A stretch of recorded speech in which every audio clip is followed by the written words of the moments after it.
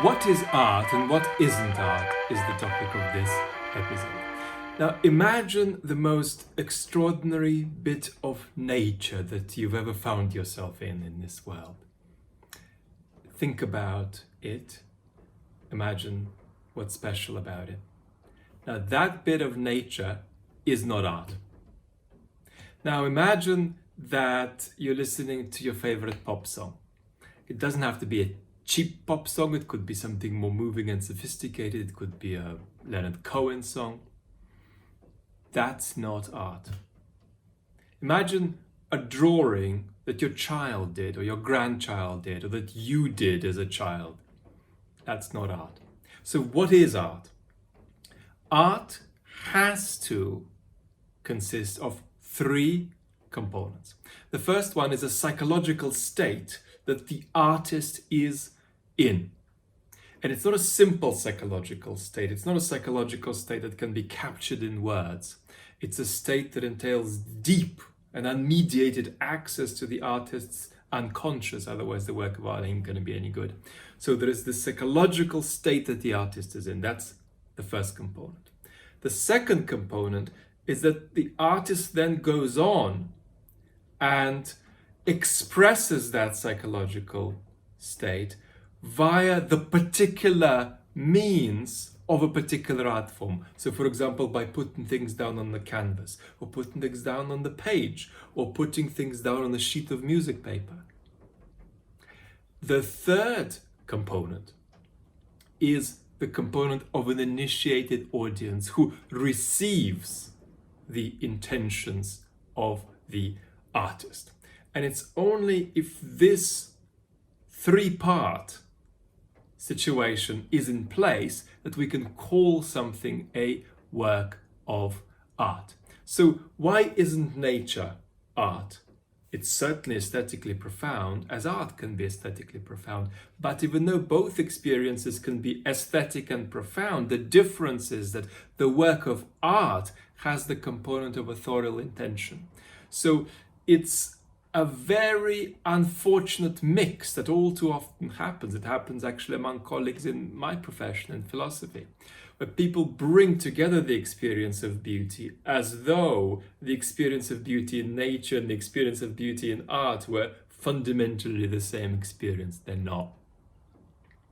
Now, why isn't the pop song art? Well, it could actually be kind of art, potentially. Let's say that it's not art or not purely art. And that's going to be because art has expressive content, while the pop song is likely going to have symbolic content. Expressive content expresses a particular thing.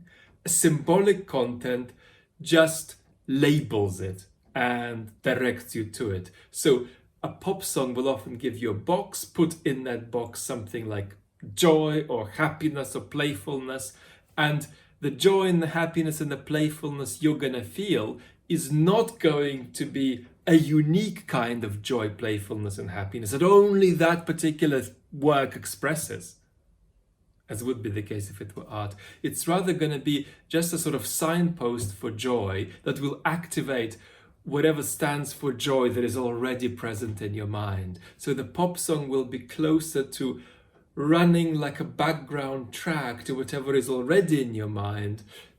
The work of art will transportationally take you somewhere you've never been before, that only it can take you to. But why isn't a kid's drawing a work of art? Well, it's not a work of art because the conversion from stage 1 to stage 2, from the psychological state to the putting of marks on a canvas, the putting of words on a piece of paper, that moving from stage 1 to stage 2, that conversion has to be one over which the artist has great control. If there is too much random stuff happening as we go from 1 to 2, then we've got to say that this thing isn't a work of art. So I've got a drawing here by a kid. I drew this when I was 6 or 7, and we can ask questions about it straight away. Why aren't the objects three-dimensional? Well, if this were a work of art, they'd be not three-dimensional for a very specific reason. But they're arbitrarily not three-dimensional. They're not three-dimensional because I couldn't draw these objects three-dimensionally. Why is the wash of color what it is? Well, not for any particular reason. It's what it is because that's how things went for me on the day, and it isn't much deeper than that. So that's a set of examples about things that are obviously not art.